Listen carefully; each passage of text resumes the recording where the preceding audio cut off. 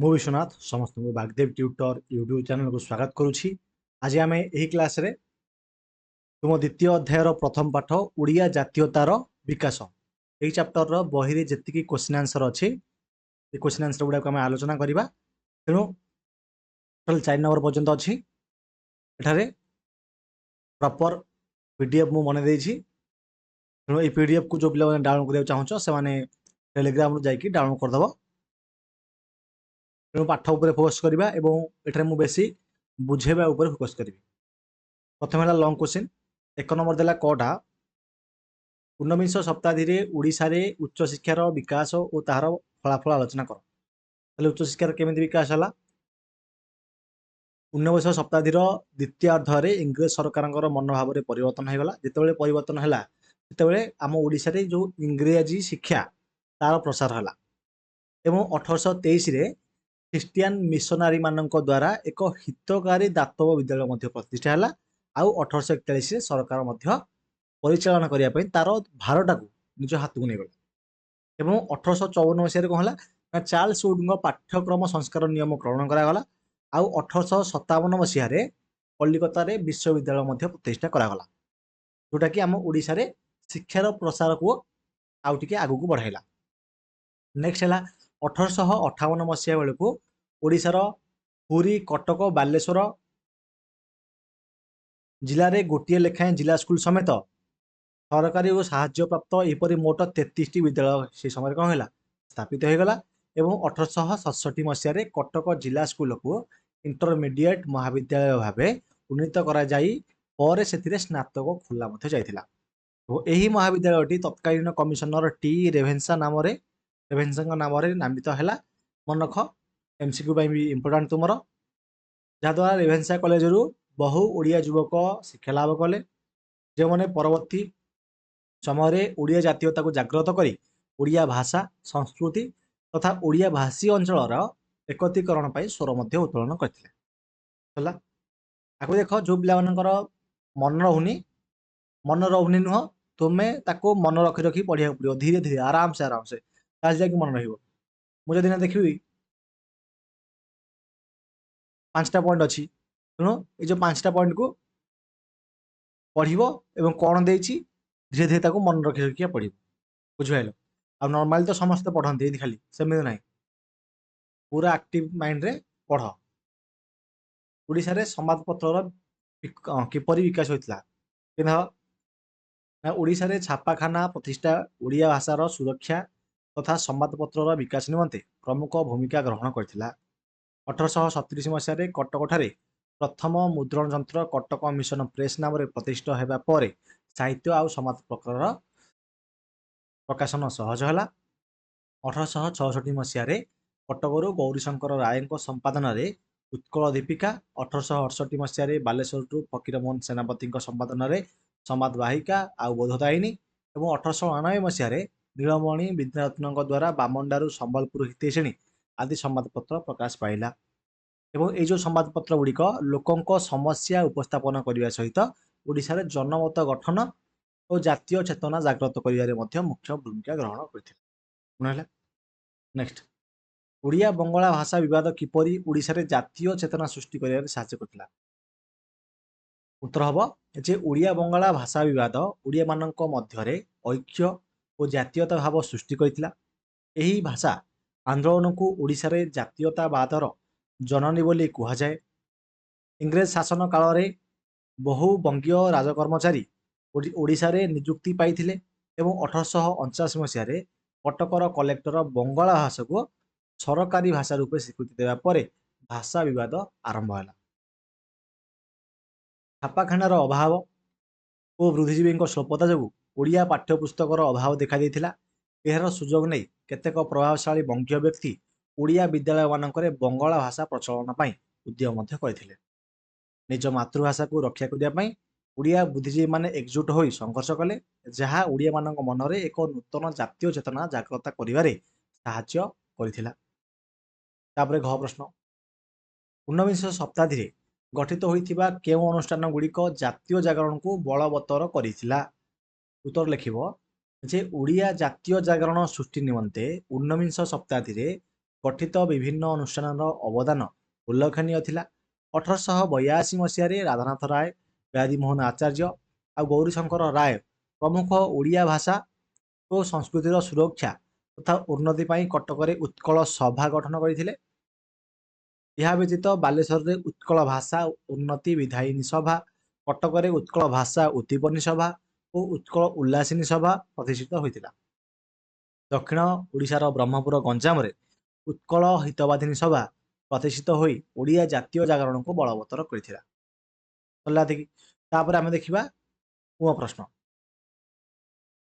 ଦେଖ, ଧର୍ମ କ୍ଷେତ୍ରରେ ଓଡ଼ିଶାରେ ଦେଖାଦେଇଥିବା ନବଜାଗରଣ କ'ଣ ଏବଂ ଓଡ଼ିଆ ଜାତୀୟତା ବିକାଶ ଦିଗରେ ଏହା କିପରି ସହାୟକ ହୋଇଥିଲା?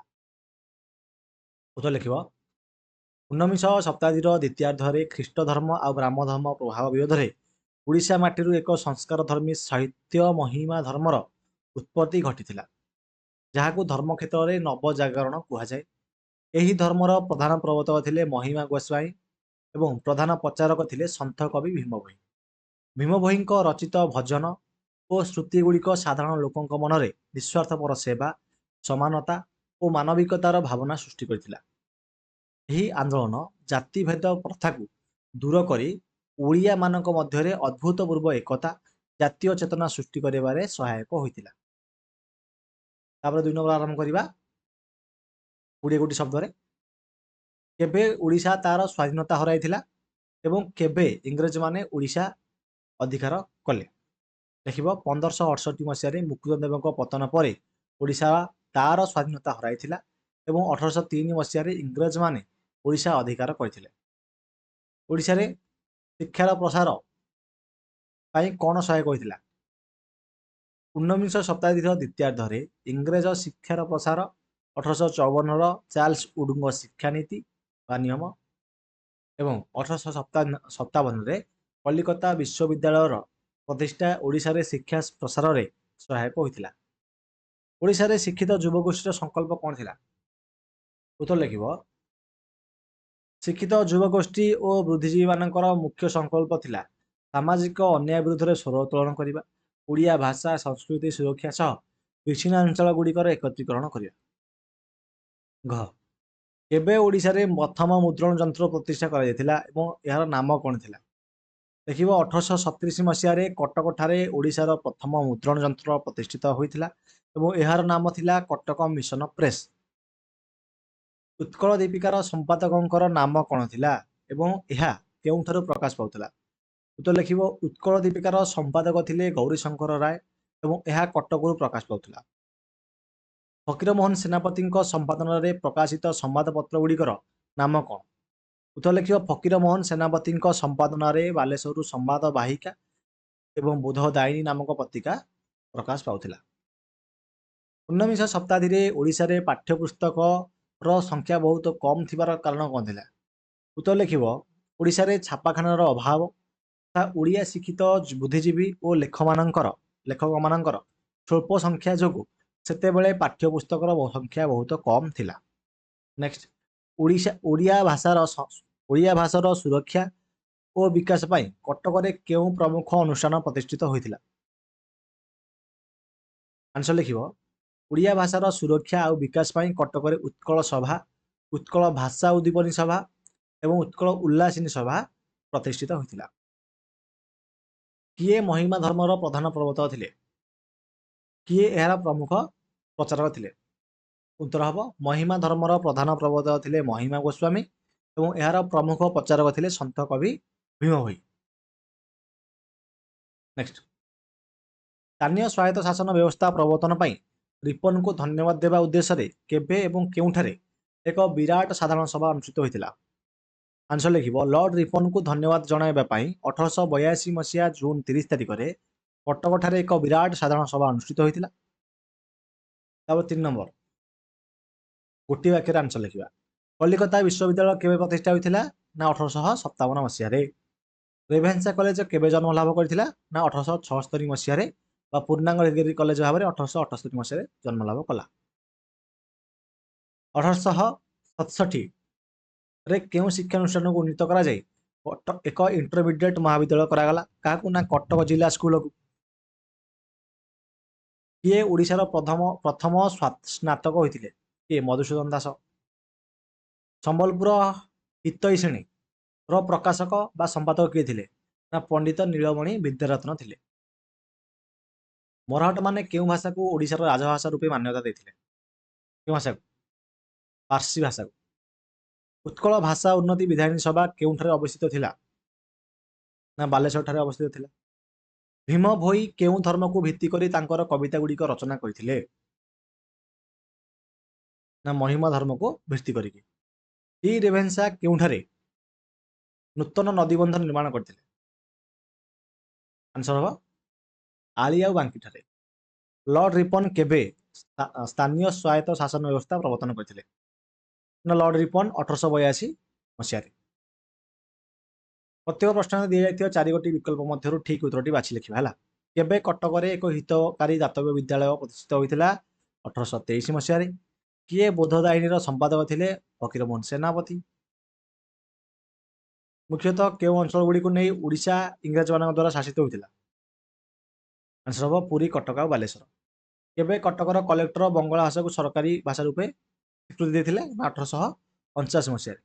ବାସ୍ ତୁମର ସରିଲା क्वेश्चन आंसर कंप्लीट भाव में। तेणु जो पिलाने फर्स्ट टाइम देखिच क्लास से निश्चित भाव में बागदेव ट्यूटर यूट्यूब चैनल को सब्सक्राइब करदेव और नोटिफिकेशन ऑन करदेव और ये वीडियो को निश्चित भाव में समस्ते लाइक करने सहित तुम सांग मान शेयर कर और जब पीडीएफ पाइबा चाहो ताले कमेंट रे पीडीएफ कमेंट कर पीडीएफ तुमको टेलीग्राम चैनल प्रोवाइड करदेवी। Thank you.